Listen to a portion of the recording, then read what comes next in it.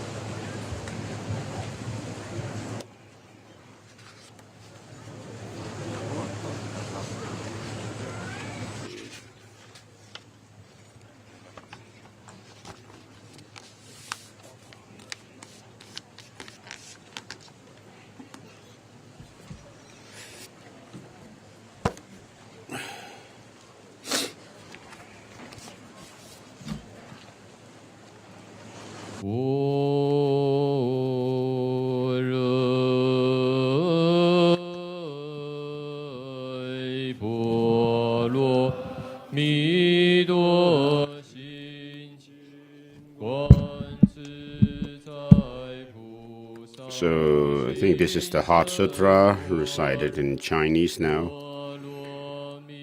Thus have I heard, once the Blessed One was dwelling at Rajagriha at Vajrapayat mountain, together with a great gathering of the Sangha of monks and great gathering of Sangha of Bodhisattvas. At that time the Blessed One entered the Samadhi, meditative concentration that perceives all phenomena, called profound illumination. And at that time, the Avalokiteshvara, the Bodhisattva, the great being, while practicing the profound perfection of wisdom, saw in this way. He saw the five aggregates to be empty by nature. Then, through the power of the Buddha, Venerable Sharadutiputra said To Venerable Noble Avalokiteshvara, the Bodhisattva, the great being, how should a son or daughter of noble family train who wishes to practice the profound perfection of wisdom? Addressed in this way, Noble Avalokiteshvara, the Bodhisattva, the great being, said to Venerable Shariputra, Shariputra, a son or daughter of noble family who wishes to practice the profound perfection of wisdom should see in this way, seeing the five aggregates to be empty by nature. Form is empty, emptiness is not. Emptiness is form, also form and form. Emptiness is no other than form, and form too is no other than emptiness. In this way, the feeling, perception, formation, and consciousness are empty. Thus, Shariputra, all dharmas are emptiness. There is no characteristics. There are no characteristics. There is no birth, no cessation. There is no impurity and no purity. There is no decrease or no increase. Therefore, Shariputra, in emptiness, there is no form, no feeling, no perception, no formation, no consciousness, no eye, no ear, no nose, no tongue, no body, and no mind. No appearance, no sound, no smell, no taste, no touch, no mental phenomena, no I, no dhatu, no I element up to no mind element, no dhatu element of the dharmas, no mind consciousness elements, no ignorance, no end of ignorance, and up to no old age and death, and no end of old age and death. No suffering, no origination of suffering, no cessation of suffering, no path, no wisdom, no attainment, and no non-attainment. Therefore, Shariputra, since the Bodhisattvas have no attainment, they abide by the means of perfection of wisdom. Since there is no obscuration of the mind, there is no fear. They transcend misconceptions completely and have passed definitely beyond all suffering. All the Buddhas of the three times, by means of the perfection of wisdom, fully awakened to unsurpassable, true, complete enlightenment. Therefore, the great mantra of perfection of wisdom, the mantra of great insight, the unsurpassed mantra, the unequaled mantra, the mantra that calms all suffering should be known as truth, since there is no deception. The perfection of wisdom mantra is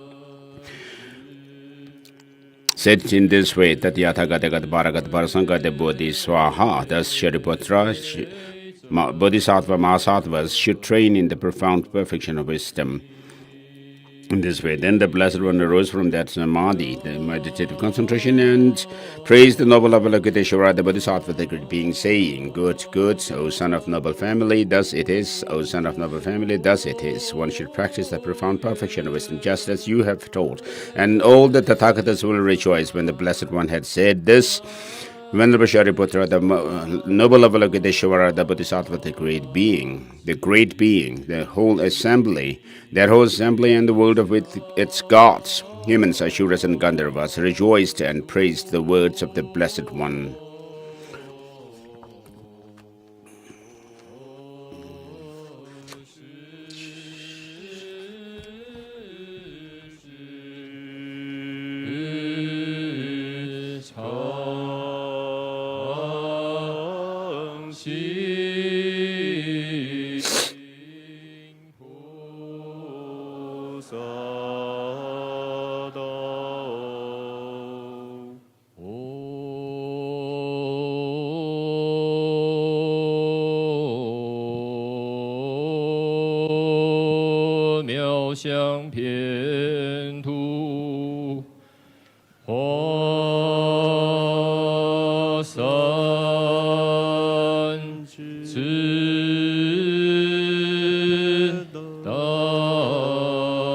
Mandala offering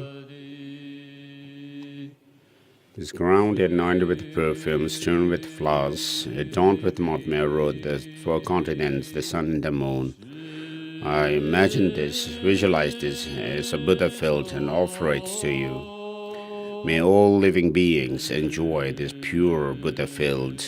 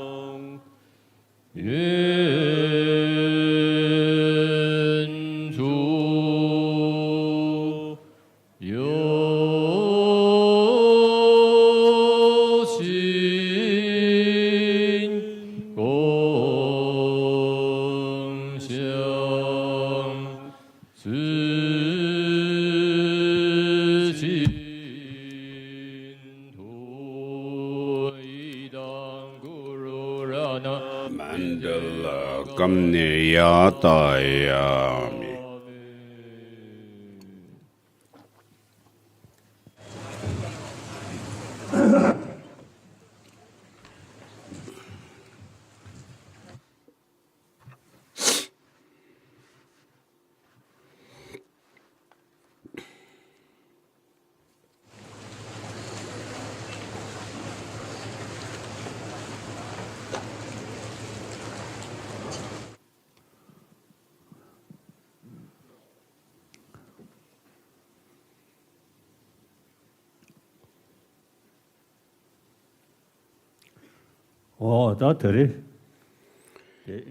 So today, here we have, we are going to do the spiritual discourse on the Dharma. When you were reciting the Mixima mantra, praise of Master Tsongkhapa, when I was hearing it, I remembered, I was reminded of my birthplace, which is quite near to where Tsongkhapa was born. So my way of thinking and is very similar to Gyaltsen Rinpoche himself. I find this to be the case. So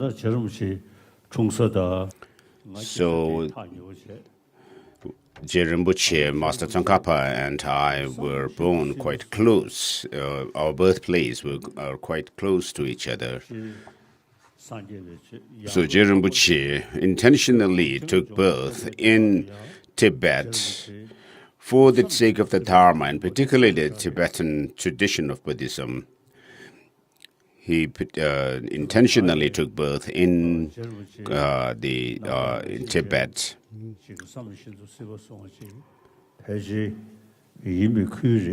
So I also am supposed to be like that, intentionally having taken birth. So if I am not careful, I would be disgraced to the Amdovas, the people of Amdo, because Gyaltsen Rinpoche was also from Amdo, and I also was from Amdo. So Tsongkhapa, so Gyaltsen Rinpoche's fame spreads the whole three worldwide world systems. So because of the vicinity of our birthplace, I have also had quite a close feeling with Tsongkhapa, Shuje Losang Tragpa, Dharma Lord Losang Tragpa. So though we are, as Tibetans, we are refugees, we are in exile, we are exiles, but with regard to the teaching of the Buddha, for it to survive, there is no need for a particular, we don't need to be in a particular land or country as such. So Tsongkhapa's teaching and Buddha Dharma in general and the teaching of the Buddha and the Tibetan Buddhist tradition and Tsongkhapa's tradition have spread throughout the world today. So I do my best to clarify about this teaching tradition of the Buddhist tradition of Tibet to the best of my ability. When I was in Tibet,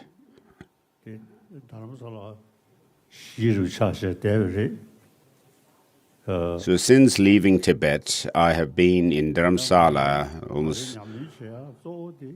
But my most important practice is comprised in the 18 volumes of writings of Tsongkhapa, which I read often. And in my mind also, I have a special feeling for Tsongkhapa, Choje Losang Tragpa, Dharma Lord Losang Tragpa, Tsongkhapa. So from our exile here, we are going to do the teaching on commentarial explanation or guided teaching of Tsongkhapa's three principal aspects of the path.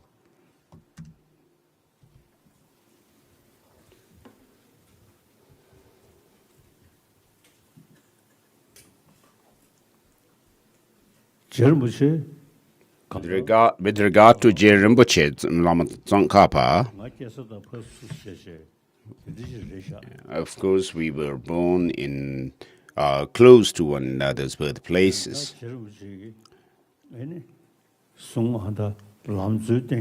So I will go through the teaching on the three principal aspects of the path by Je Rinpoche, Je Tsongkhapa.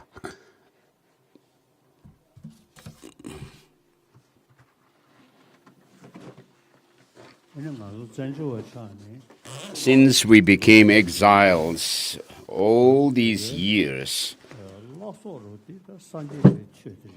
the soul of Tibetan identity is the Buddha Dharma.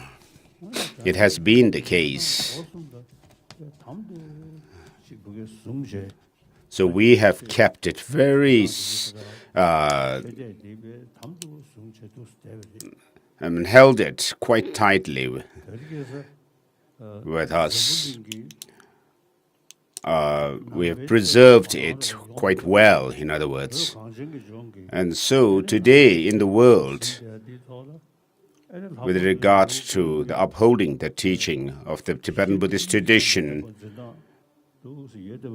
which is done in our tradition through study and practice, and therefore many people who have interest in the Dharma pay attention to our tradition.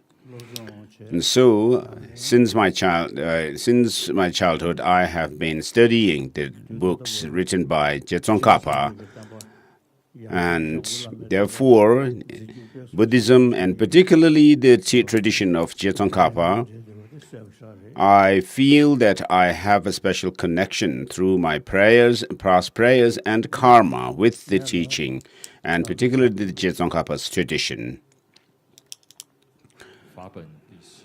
So let's have tea. 文殊师利永世与自在，智慧妙平充满至甘露，广大持教细海美庄严，至圣手持白莲我供养。 So that was blessing for the tea and bread.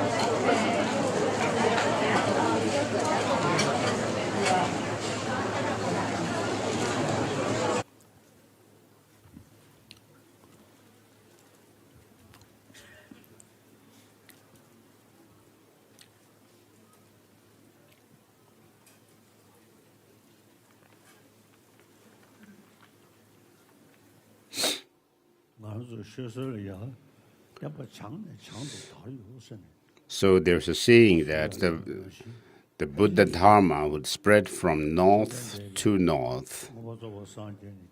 So after his enlightenment, the Buddha gave teaching in India.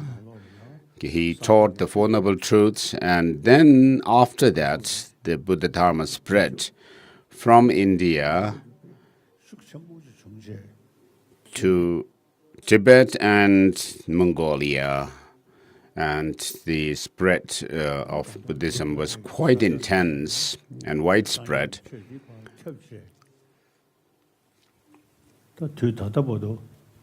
So until now,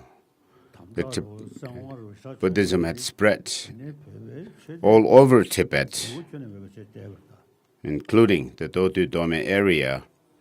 But despite all the atrocities meted out on Tibetans by the Chinese communists, the Tibetans have held the Buddhist tradition very strongly.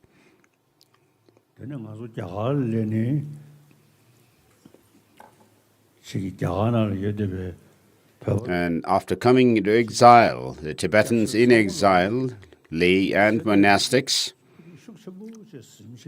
also held up this tradition quite strongly in exile, which is very good.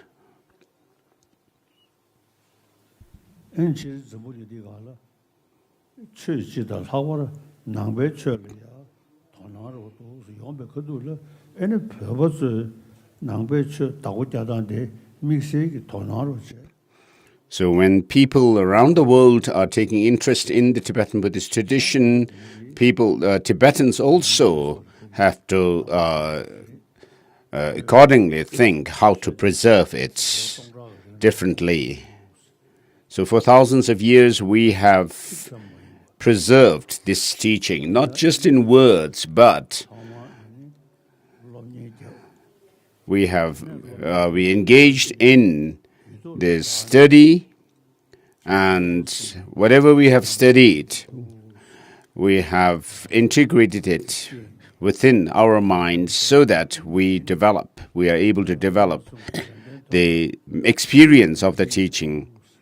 And in terms of the three trainings of morality, concentration, and wisdom, particularly developing the wisdom with the help of morality and concentration. And so, not only just keeping it in words, but we have kept it very profoundly, this profound tradition. And what we find in our tradition, the Dharma, are also shared with the modern scientists. So I meet with many modern scientists who take interest in studying from the Buddha Dharma. And so spirituality or religion is not just about doing some prayers and, gathering, saying some rituals in a gathering, but it is about how to transform our mind, helping our mind to transform. And so in that sense, the Dharma becomes practical to help our mind. So have you finished your tea? So I'll have my tea first, then.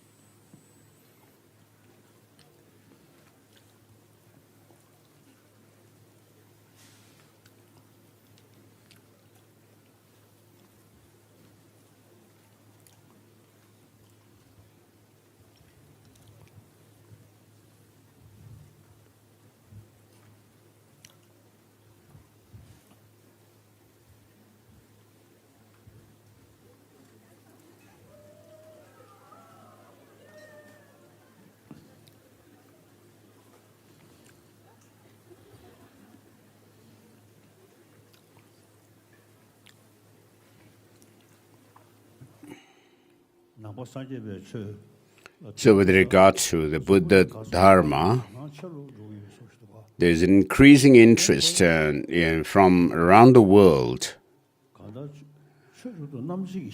it seems. So because of our use of logic and reason and not just faith, people who are educated, learned, and who are thinking through seriously, and they seem to take interest in the Buddha Dharma.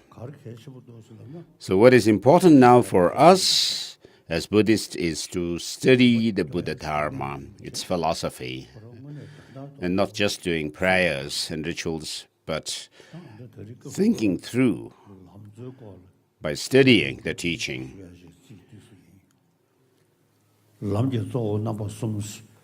So with regard to the teaching, the three principal aspects of the path are that of the thought of renunciation, or thought definitely to leave the samsara, the cycle of existence, and the altruistic spirit of enlightenment, or bodhicitta, and the correct view. So with regard to the renunciation, the thought of renunciation, of course, it doesn't lead us directly to the omniscient state of Buddhahood, but it must be complemented or followed up by bodhicitta and the view of correct view. And so, the Buddha himself gave teaching from his own experience. So having developed the experience of these paths, he taught us. So through the practice of the three trainings of morality, concentration, and wisdom, he became fully enlightened and then gave us the teaching. And then in Tibet, the teaching of the Buddha, particularly this Nalanda tradition, was brought to Tibet by Master Abbot Chandrakshita. And so Tibetan kings and leaders have invited Indian masters, and therefore, having received these teachings, we have studied the teachings and also meditated on the teaching of the Buddha. And so, in other words, the three trainings is what we practice. So, with regard to the three principal aspects of the path, renunciation, bodhicitta, and the correct view, these are called the three principal aspects of the path to enlightenment. So with regard to the thought of renunciation, you are not attracted to the beauties or the excellence of the cycle of existence. And then you actually turn away from it and to thinking of reaching that of liberation, nirvana. So without feeling attracted to or preoccupied with the pleasures of samsara.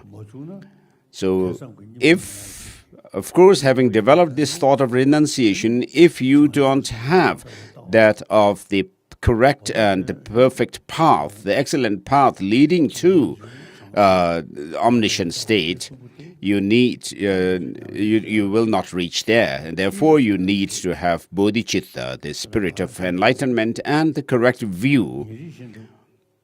And so, therefore, right from the beginning of my life, daily life, I practice and meditate on bodhicitta. And when I hear all these bad, sad news of the world, that also helps me to develop renunciation, the thought of renunciation, or thought definitely to leave this samsara.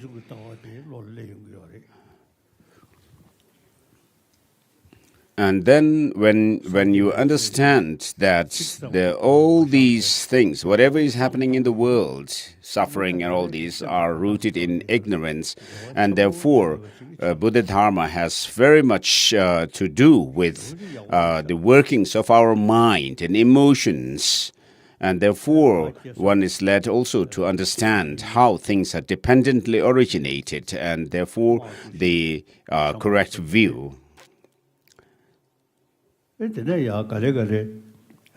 So I was born in Amdo, which was a region ruled at that time by Ma Fufang, and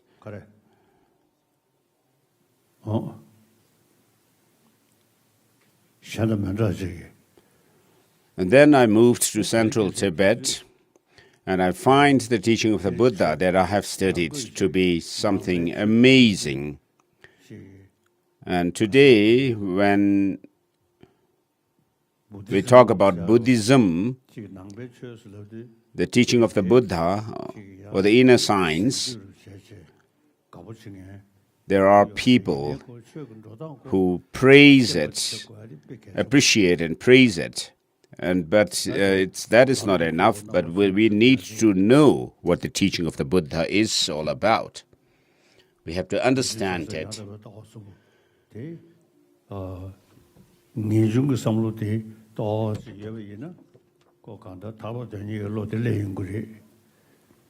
So if you have the thought of renunciation, you will also have the thought to reach or attain or achieve liberation from samsara. Pursue. And when you have that, then you will also take interest in the teaching of emptiness, the view of emptiness. So if you really think through regarding these principles of renunciation and correct view, you will have some taste of it and have some feeling about them. So I tell my Dharma friends that these three principles, or the three principal aspects of the path, renunciation, bodhicitta, and the correct view, should be integrated within yourself. And you should feel that it is not right for me if I cannot make these my own experience within my being. And so therefore you should think through regarding these three principles. So the text begins by homage to the most venerable teachers. I shall explain here to the best of my ability the essential points of the scriptures of the conqueror, the path claimed by all excellent bodhisattvas, the great way for the fortunate ones aspiring for liberation. Those who are not attached to the joys of cyclic existence, who strive to make meaningful this life of leisure and opportunity, and who place their trust in the path that pleases the conquerors, O fortunate ones, listen with an open heart. Without pure renunciation, there is no means to pacify the yearning for the joys and fruits of samsaric ocean. And as craving for existence chain us thoroughly, at first search for a true renunciation. So with regard to renunciation here, the thought definitely to leave samsara. So without seeing the samsara to be essenceless, without any meaning, and if you are not able to develop this renunciation, then you will not practice the dharma correctly. And so it is important for us to turn the dharma into a dharma practice. And as craving for existence chain us thoroughly, at first search for true renunciation by cultivating in mind that this human life is so hard to find, yet has no time to spare. Preoccupations with this life will cease. By contemplating repeatedly the truth of karma and samsaric suffering, preoccupation with next life will come to ease. And so this life of opportunity and leisure, of course, will end, get destroyed in the end. Therefore, it says by cultivating the mind that this human life is so hard to find, yet there's no time to spare. Preoccupation with this life will cease. By contemplating repeatedly the truth of karma and samsaric suffering, preoccupations with next life will come to cease. As you habituate in this way, and when not even an instant of admiration arises for the prosperities of cyclic existence, and when the thought aspiring for liberation arises day and night, at this point true renunciation has arisen. So that is about renunciation. And next comes about bodhicitta. Such renunciation too, if it is not sustained by pure awakening mind, it will not become a cause for the perfect bliss of unexcelled enlightenment. Therefore, O intelligent ones, generate the excellent awakening of mind. They are being swept away.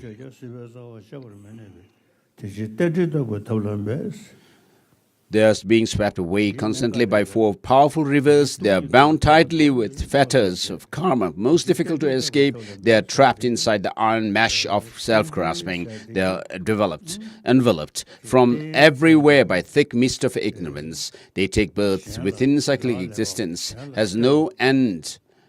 There is no end, where they are endlessly tormented by the 3 sufferings. By reflecting on all your mothers who suffer such conditions, please generate the supreme awakening mind. And then next comes the correct view. If you do not have the wisdom realizing ultimate nature, even if you gain familiarity with renunciation and awakening, you will not be able to cut root of samsaric existence. So strive in the means of realizing dependent origination.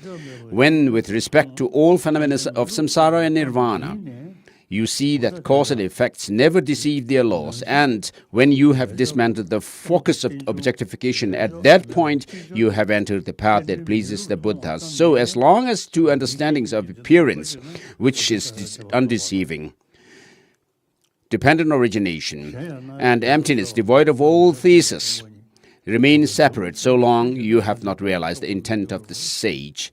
And then next comes verse number 12, which says, however, at that point, when without alteration, but at once, the instant you see that dependent origination is undeceiving, if the entire object of grasping at certitude is dismantled, at that point, your analysis of the view has culminated.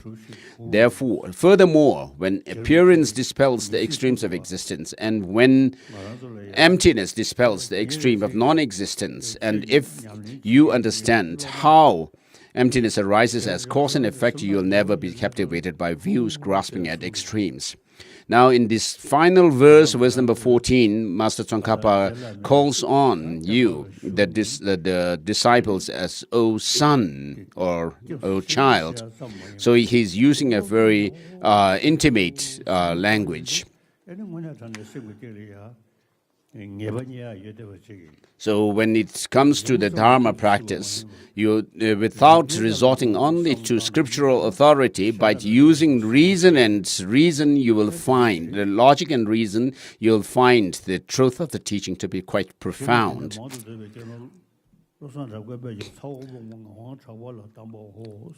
So thus, when you have understood as they are the essentials of the 3 principal aspects of the path, O son, seek solitude, and by enhancing the power of perseverance, swiftly accomplishing your ultimate aspiration. This advice was given by the monk Losang Dragpa Bel to Ngawang Dragpa, a leading person of Tsako region.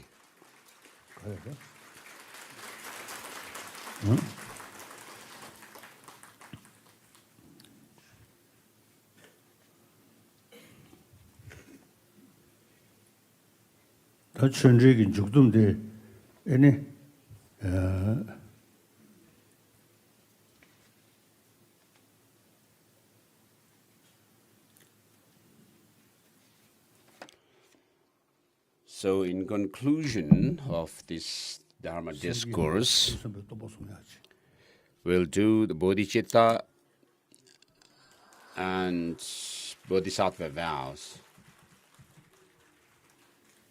So when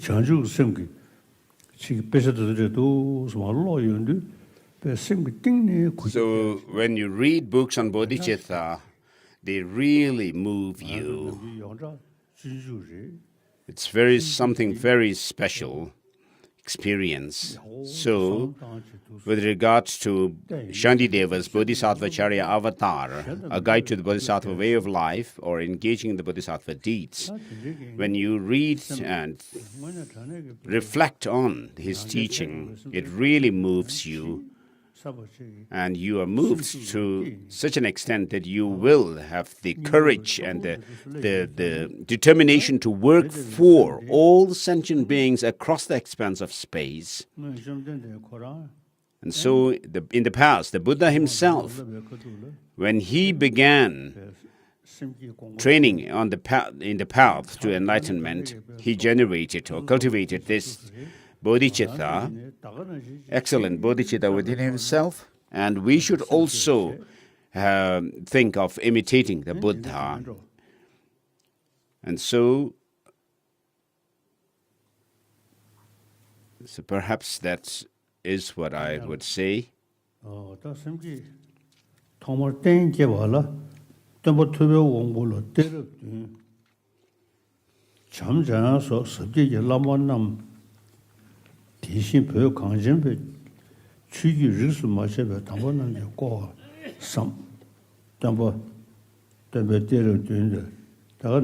imagine the Buddha surrounded by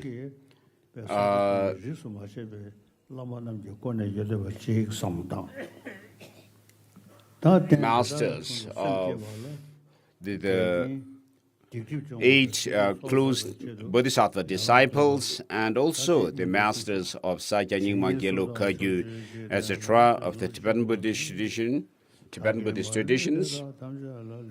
So we are saying the 7-limb prayer first.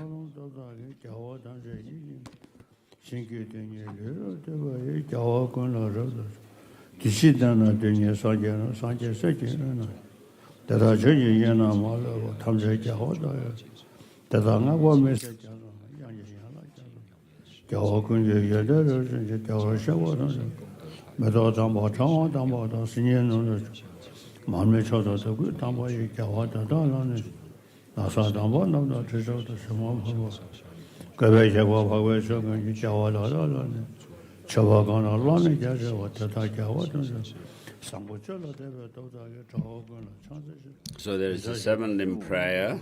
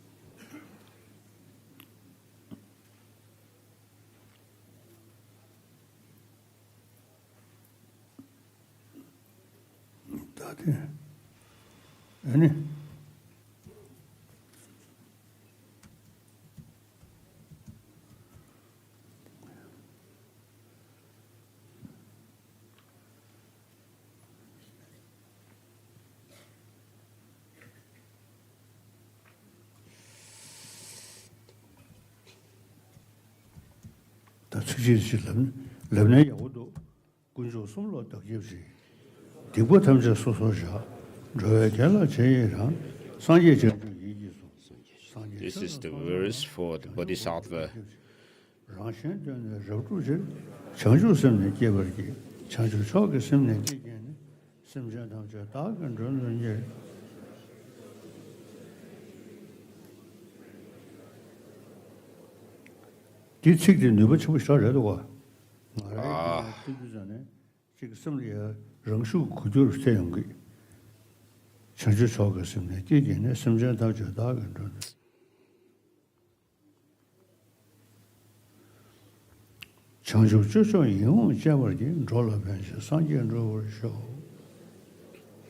So I actually refuge in the three jewels. I confess each and every wrongdoing. I rejoice in the virtues of all beings. I take to heart the Buddha state of Buddhahood.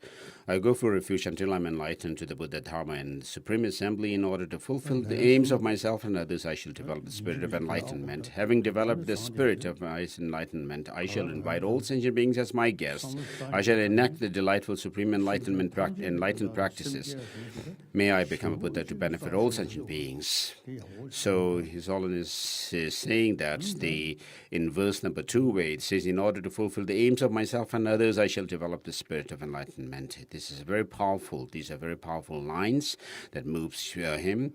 And it is very important for us to think of liberating all sentient beings without exception. So we'll not go through these verses 3 times as usual, as we usually do. But here, with regard to Bodhicitta, you are actually aiming to reach Buddhahood, which is free from all faults and replete with all excellent qualities. And so the aim is for the benefit of all sentient beings, and therefore your mental scope is quite wide, and it really sums up the courage that the determination that you have for all sentient beings. So I also daily do this practice of bodhicitta. And so one really gains this the determination to work for oneself and all sentient beings to reach enlightenment.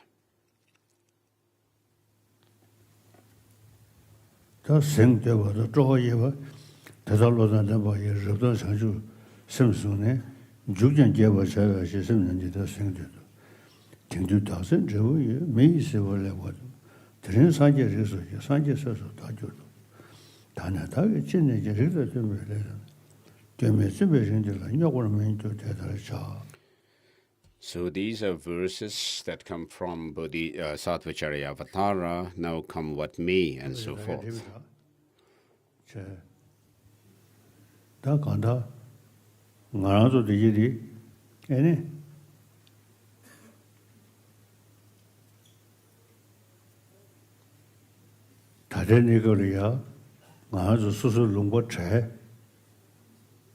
Today my life has borne fruit. Having well obtained this human existence, I have been born into the family of the Buddha, and now am one of Buddha's children. Thus, whatever actions I do from now on must be nice in accord with the family tradition. Never shall I do anything to disgrace this holy, faultless family. So, if we look around in the world, we see that people are more or less obsessed with using arms and forces to overcome others. But we, as practitioners of the Buddha Dharma, should not do that.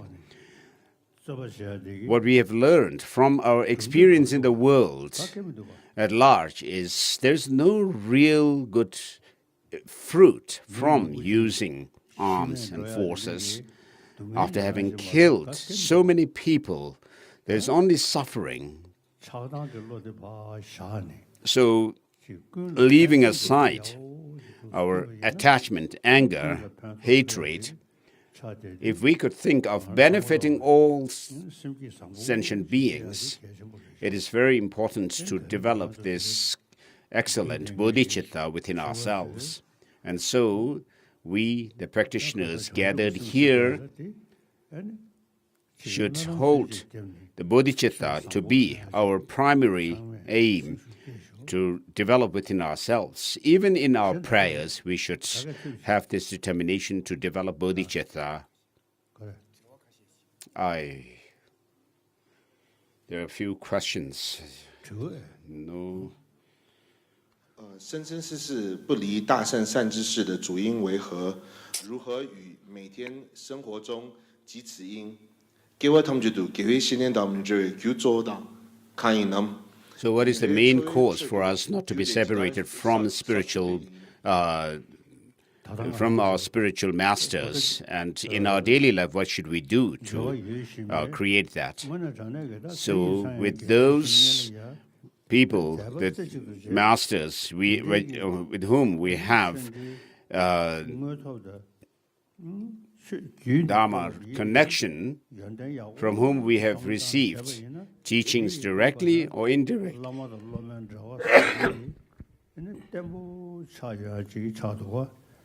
So if you could practice what you have received, the teachings that you have received from these teachers sincerely, then that will create.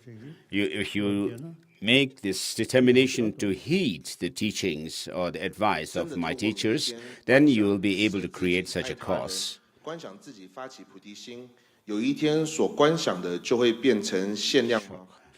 你们大概打限量接受，讲句给圣公呢？ If we practice bodhicitta, such as equaling, exchanging oneself and others, would they become real in the end? As it is said that as you familiarize yourself, your mind, with certain practice, I mean, the principles will become your experience. That is something that is natural to happen. So it is the case with bodhicitta. As you practice and try to develop bodhicitta and think and reflect on bodhicitta on a daily basis, you will feel closer and closer to this bodhicitta. And when you think along these lines, may all sentient beings have no suffering and its causes, may all sentient beings have happiness and its causes. So as you familiarize your mind, these practices become, these principles become easier for you, as it is the case with regard to familiarity with these practices. So in the world, of course, people do pay attention to education, but there is not much interest or attention to being paid to bodhicitta. So if we could familiarize ourselves, habituate our mind with the bodhicitta and the correct view of emptiness, it will, of course, happen in time that these become your experience. I practice bodhicitta and the view of emptiness, and because of that, there's something that seems solid within me with regard to these two experiences. And so it is quite natural to have the experience once you familiarize your mind with them.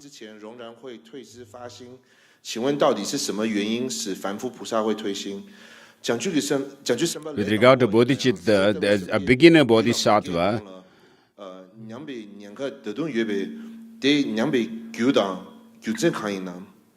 so what are the causes that would cause you to decline, your bodhicitta to decline for a beginner practitioner? So of course, if you keep persevering in your practice, there's no way it can decline. But if you just think of,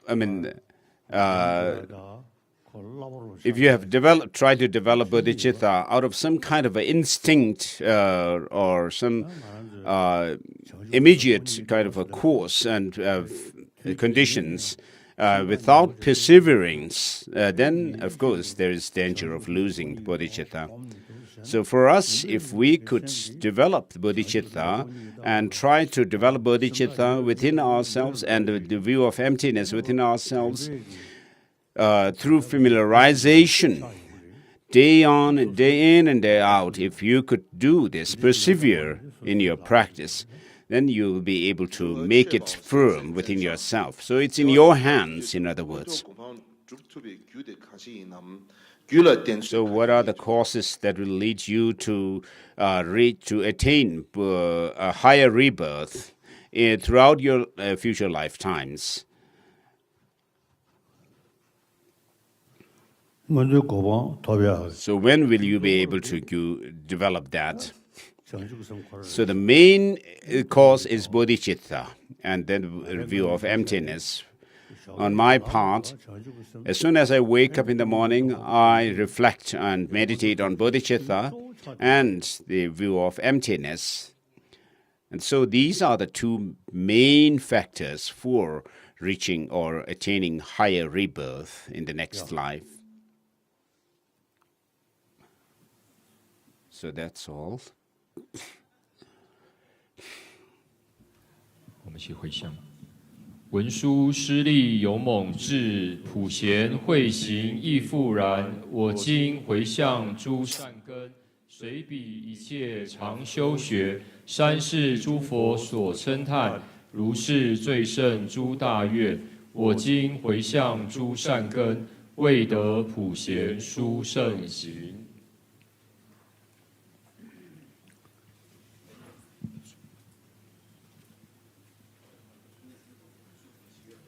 他打了吧。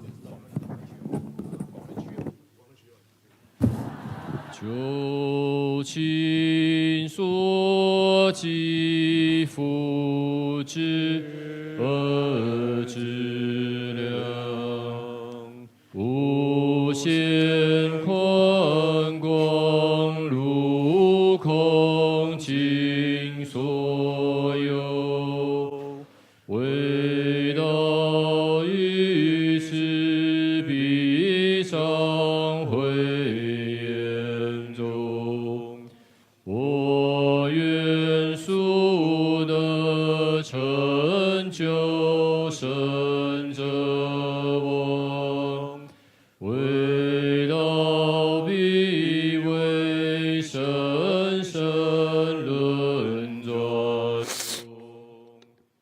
皆得文殊菩萨悲摄受，至于显密圣道全次第，无间修习令诸圣者心，我所世界殊胜道炼药，皆有梦力大悲因方便，无欲灭除众生于梦心，长久主持法往生者教，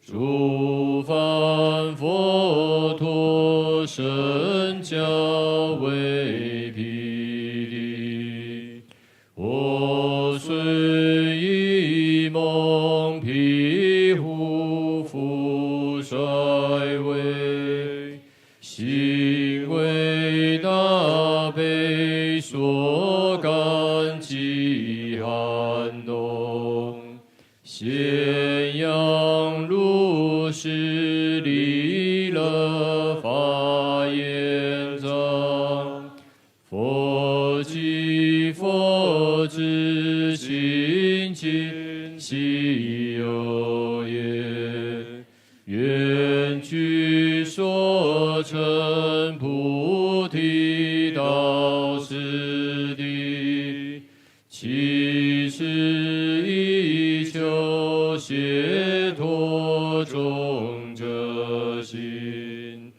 永无生者无边大誓言，正般修道广大妙纯愿，即除为愿障碍人非人，愿如生生世世不远离，诸佛所赞圆满清净道，若是如理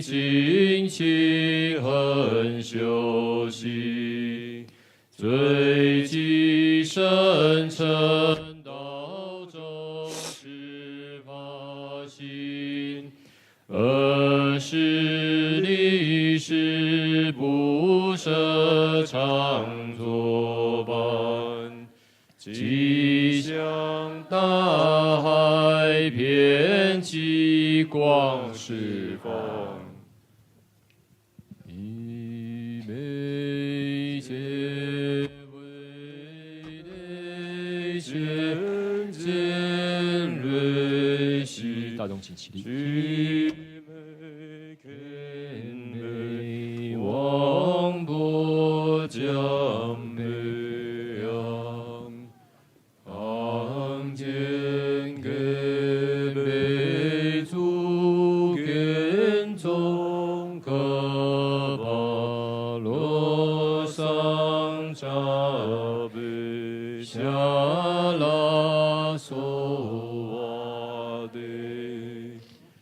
以每切为内显见瑞喜其美谦卑王波将北扬，康健谦卑祖跟宗喀巴罗桑萨贝夏拉梭瓦德。弥美切为内显见瑞喜其美谦卑王波将北扬，康健谦卑祖跟宗喀巴罗桑萨贝夏拉梭瓦德。弥美切为内显见瑞喜其美谦卑王波将北扬，康健谦卑祖